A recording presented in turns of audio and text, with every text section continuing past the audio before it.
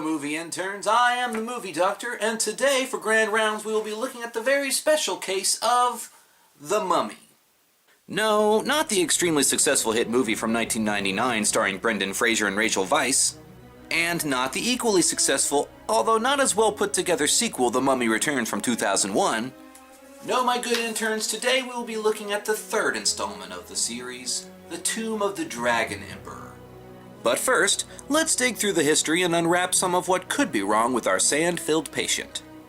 The Mummy started its blockbuster career as a loose remake of the 1932 movie with the same name. After giving great box office returns and being well liked by the viewing audience, a sequel began filming almost immediately. And 2 years later, The Mummy Returns was released. Other spin-offs were quick to follow, including an animated series and 2 Scorpion King movies. But no third movie. In fact, Mummy fans would have to wait for 7 years before Dragon Emperor was released. That's longer than anyone would have to wait for a Game of Thrones book. The Mummy 3 also marked a shift away from the usual Egyptian theme of the other films to a more Eastern motif, adding on 2 well-known Chinese stars, Jet Li and Michelle Yeoh. And while most of the original cast had been slated to return for The Mummy 3, a last-minute change would seriously shift a lot of loyal fans away from giving this particular movie a passing grade. But more on that later. Let's delve a little deeper into the movie and see what makes this mummy not so mummy-like. So we open much like the first 2 movies did, with a little backstory of our resident mummy baddie of the film, Emperor Han, played by Jet Li, who is on a personal warpath to unite all of China under one banner. This is actually pretty interesting, because it mirrors closely at what actually did go down in ancient China during one of the earliest recorded dynasties. Except for the whole fire-bending thing there. Emperor McCreeperstash here realizes that the only thing he cannot conquer is his own mortality. So he sends his most trusted friend, General Ming, to find a way to turn him immortal. Ming finds the witch Ziyuan, played by Michelle Yeoh, and she explains to Emperor Han how creepy his mustache really is.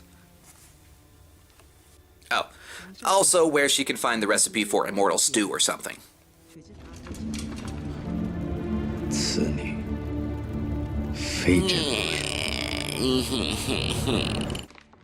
The witch finds the ancient book of pickup sticks and begins to read the spell to make Emperor Han immortal.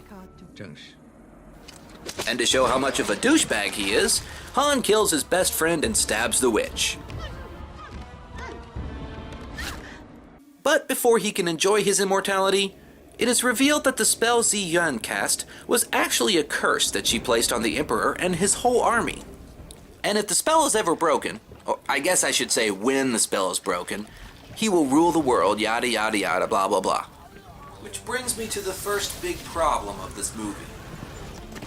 The film has a really hard time with what I like to call the plot connect. It's when you get only half the story. The audience is then left to figure out where to fill in the pieces. We know the Emperor is an asshole, but we don't know why the witch just all of a sudden curses him without even a hint in the voiceover. So there's no reason to carry out the curse until after the Emperor kills Ziyuan's lover. And on a side note, I have yet to see anybody being or becoming a mummy, so keep an eye on that for me, movie interns. You can run, but you can't hide. We are reintroduced to our hero, Rick O'Connell, who is now in his 40s or 50s. Having saved the world from mummy outbreaks at least twice, he is seemingly retired and trying to live a quiet life, but just can't seem to get the knack of it. And of course, we must check in with our equally charismatic hero, Evie, who has Stephanie Meyer'd herself into fame by writing about her adventures and... Honestly, I can say she's a completely different person. Wait a tick! That's not Rachel Weisz! That's the chick from Coyote Ugly! Where's Rachel Weisz? Oh, so she's too busy to show up to play the role that she was born to play. Yes, the British, innocent, and all-around amazing Evie O'Connell had been replaced by the American actress Maria Bello after Rachel Weisz canceled on the film months before production began, citing her newborn baby and script problems. Now, I'm not saying that this made the movie suck or anything, but it did hit me in the fanboy feels when I heard this.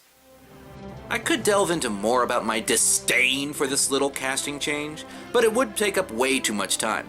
Instead, let's check into our third O'Connell, Alex, sporting his own new and improved American accent, as he is close to finding the tomb of the Emperor. Well, so much for that, Mummy. All right, boys, pack her up. Alex and his friend, Professor Wilson, find their way inside the tomb, which is riddled with elaborate traps and tricks that would make Indiana Jones cream in his Depends diapers to have a shot at.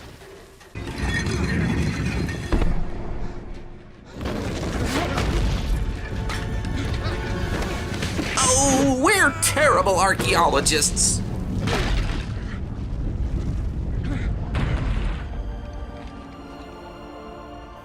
Once Alex finds the Emperor, he... It's only the greatest fight since King Tut! apparently loses his accent. And gets attacked by tomb ninjas.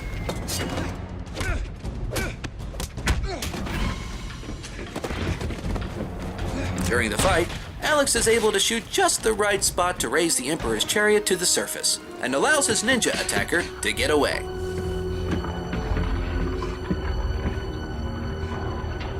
Let's go, Professor. We've got a lot of work to do. Yep, looks like we're just gonna ignore the fact that we have a deadly ninja possibly lurking around, ready to strike at any second, and figure out this tomb, boys. Whatever. Back at the O'Connell house, Rick and Evelyn have been asked by the British government to go on one last secret mission. Will we ever get to hear about any of these missions? Do they matter in the least to the continuation of the plot? Fuck no, we just thought that we'd get there before they mention it in the next Indiana Jones movie, making it look like we had the idea first. And guess what? It didn't work for Indiana Jones either. So Rick and Evelyn take the Eye of Shangri-La to Shanghai, where, of course, Alex is. And Evelyn's brother Jonathan is there as well, reprising his role as our completely useless excuse for a comic relief. Believe me when I say it, this is where comedy goes to die. So Rick, Alex, and Evelyn go to see Alex's find at the museum. There he is. The biggest douche in the universe. Oh, my darling. Very impressive. When do you get to open the sarcophagus? Well, after the official red tape has been cut. The words rest in peace mean anything to you two? This coming from a Tomb Raider. Alex goes to look for his friend, Professor Wilson.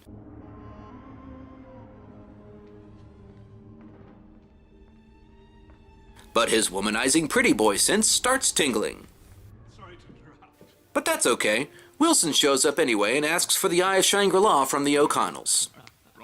Once he has it, he quickly turns on our heroes, and we get to meet General Yang, who has been funding the exhibition to get the Emperor unearthed so he could free him and his terracotta army.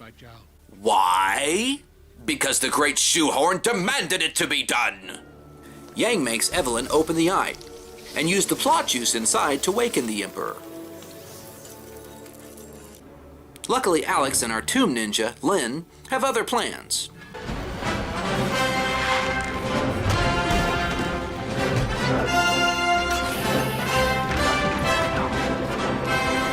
Oh, by the way, have any of you movie interns seen a mummy yet? Well, look no further. There it is, 40 minutes into the Mummy movie, and that's the closest you're gonna get to a mummy. It's a decoy. And guess what? That's not even the big bad mummy guy. He's where everyone thought he would be, at the head of the fucking chariot. So the movie franchise that's supposed to be about a mummy doesn't even have a mummy as its main enemy. In fact, the only Chinese mummies that were ever found were discovered to be of European descent. And that little tidbit only took me 5 minutes to find on Wikipedia. I'm sorry, movie. I'm just gonna have to ask for your franchise name back. Because clearly you have no clue what the main premise of fighting an ancient mummified super undead villain even resembles. It's as if the writers of the movie were sitting around trying to think of the next big mummy idea like... So, how about Egyptian? Did it? South American? You know I hate Mexican food. Italian. They had mummies? They had more mummies than China. Ah, China. I like that. But they didn't actually have any Chinese mummies. China sells. Now get Jet Li on the phone. I bet he doesn't need any money. Alright, so Emperor McCrunchyface is awakened and immediately begins showing his superpowers. And his constipation face?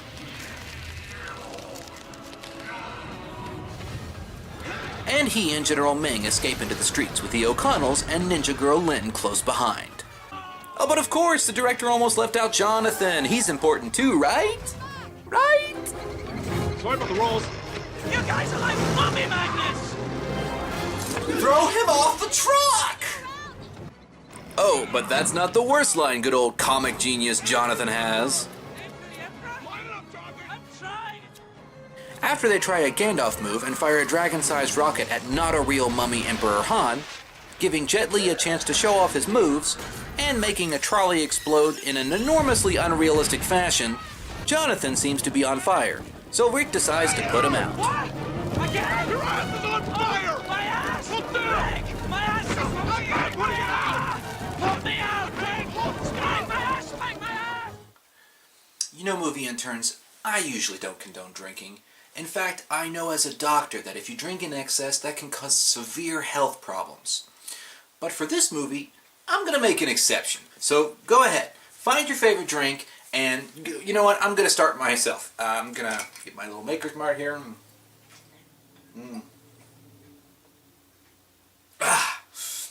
There. Now I should be able to get through anything that Jonathan one-liners have to throw at me. So Lin reveals that she has the only weapon that can kill the Emperor, a dagger that must pierce his heart. But of course, the Emperor has other plans. My face doesn't like you! Emperor Han gets away, and the O'Connells and Lin take a moment to rethink their strategy. That's exactly what we were thinking. Yeah, well, good going. You raised another mummy. And this bugger's got superpowers.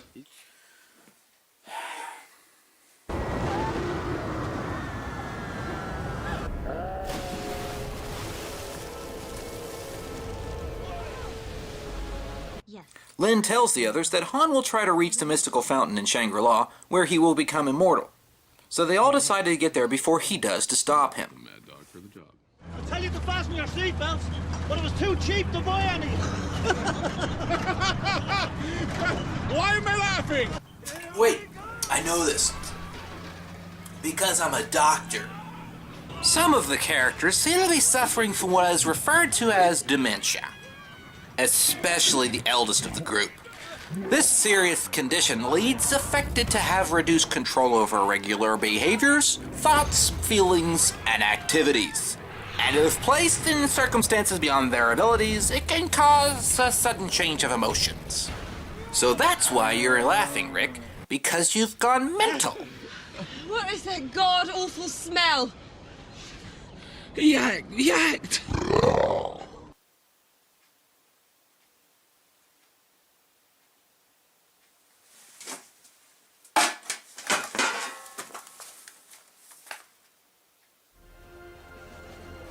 Okay, now that I've seen the error of my ways, we find our heroes trekking through the Himalayas on their way to Shangri-La. They stop for the night in some ruins where some really awkward conversations go down. And, oh, come on! Why do you give this guy any screen time? He's not funny, and neither is the fucking yak! In fact, if we cut Jonathan out of this movie entirely, the film wouldn't suffer in the slightest. He's worthless! So they make it to the temple where the Emperor has to use the eye and decides to set up a trap for Han and his cronies. Boys, if I may, do we have a plan for the Emperor? Yeah, we're gonna hit him high, hard, and fast and smash him like a main thing. Then we will insult his sister and make light of his mother's bedroom antics. You go upstairs. General Yang and his men finally arrive and begin shooting their way into the temple. Lin decides to call in reinforcements of her own. And a trio of poorly done Yetis that look like they just got off the set of Monsters, Inc. show up and begin to turn the tide in the fight.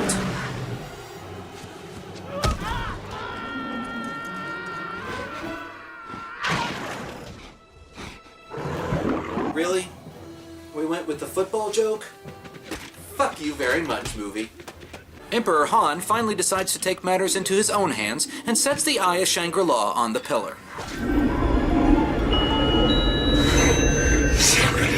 And all the pancakes I can eat. Alex causes an avalanche, which buries the ruins in snow, including the Emperor. But not before he is able to throw his sword into Rick's torso, fatally wounding him. When the snow settles, the Yetis dig our heroes out and take them up the mountain and into the sacred cave where they find Ziyin, alive and well. And she reveals herself to be Lin's mother. Wuqin. Oh, I'm so surprised. Oh, and she's immortal, because after Emperor Han stabbed her, the Yeti found her and brought her to the pool. Here, she apparently gave birth to Lin, and they've both been guarding the Emperor for over 2,000 years. So the two ninja who is immortal couldn't take down two grave robbers because they had guns? What? Does she have a strict no-gun policy in her immortality agreement? No, she doesn't, because we see her take a bullet to the chest at point-blank range and just get up and walk it off later. Thanks, movie. I needed someone else to loathe for a little while. Jonathan was getting a little lonely in that camp. So Rick is healed, a la Last Crusade style. The O'Connells hug it out because of family.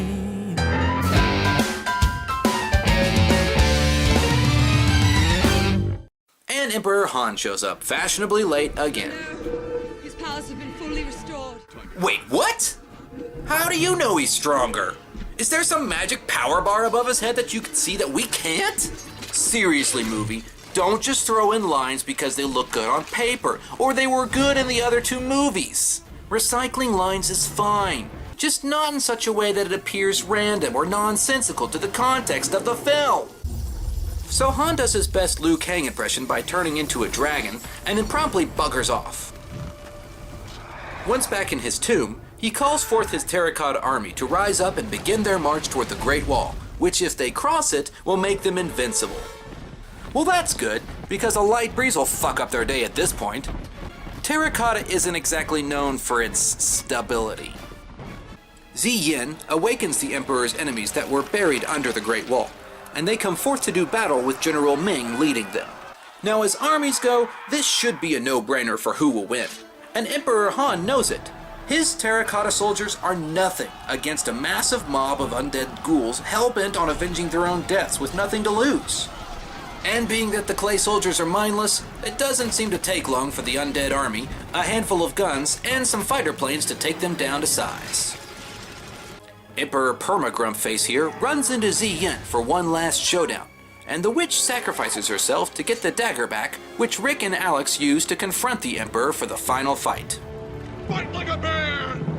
Oh, you gone and done it now, Rick. This is Jet Li, my friend. He is the Chinese equivalent of Chuck Norris on steroids. He will fuck you up.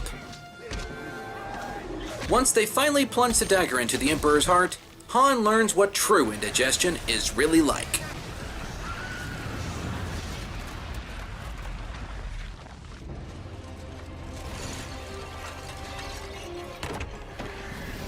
Ah, self-cleaning terracotta army. Leaves only the fresh scent of sage in the air. Oh, ew. Self-cleaning undead army, though? Yeah, I'm not sure rot and throw up are great smells for the general public to enjoy. So the world is saved again. Alex and Lynn end up together. Rick and Evelyn love each other more.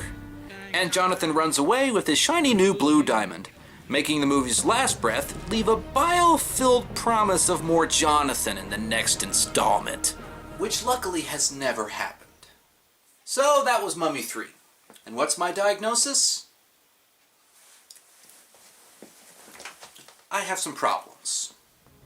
For a franchise to have done so good with its opening movie and slightly worse with the second installment, to then come back almost 8 years later with this mangled mess leaves me scratching my head. There was precious little this film had going for it. The plot was paper thin and full of holes. The characters were reduced to their bare-bones stereotypical dimensions, and the action was drawn out and sluggish, even during the best of scenes. Not to mention they just couldn't get away from the same formula of the first two films. For the most part, the special effects were a joke compared to the other movies coming out at about the same time. Sure, some of it was well done, but these moments were few and far between the dreck that made up most of the footage. The sound was equally as bad. I felt like I was just listening to the same clips over and over again during many scenes, as if the editors were too lazy to capture more than one gunshot or clay bowl breaking, so they just decided to take one take and use it every chance they got. And I want to make this completely clear so that one day the Hollywood execs will pick up on this. The writing sucked. Seriously, it took 2 years for the second Mummy movie to come out, and the writing was mediocre at best, but passable. For the third one, you guys had 8 years to polish something.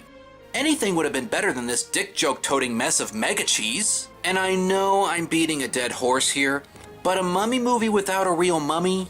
How about you go see if you could just sell razor-laced dildos to moviegoers and tell them it's The Mummy 4? I'm sure that'll sell just as well. But to be fair, I did enjoy some of the actors in the film. Even Jonathan. You could really tell they wanted this movie to succeed. Except maybe Luke Ford, who couldn't act his way out of his own accent. Yeah, a lot of people were not too happy with Maria Bello replacing Rachel Weisz, me included. And Jonathan's role was practically worthless. But the actors did put their whole being into their parts. Even though we could have done without about half of them. Now for the cringe factor of Dragon Emperor, I'd have to say this one is a pretty good groaner, so it gets an 8 out of 10. If it weren't for Brendan Fraser, Jet Li, and Michelle Yeoh, this movie would have tanked harder than Catwoman and Dragon Wars combined. And would probably have a less prominent space on many DVD shelves across the country. But don't let me dissuade you from at least giving the movie a look. It's worth it to finalize your Mummy set before Hollywood reboots the series, as I have read that they are planning on doing just such a thing. Well, that finishes another one, Movie Interns. Hope that wasn't too painful for you. I am your movie doctor, and I'll see you in the exam room.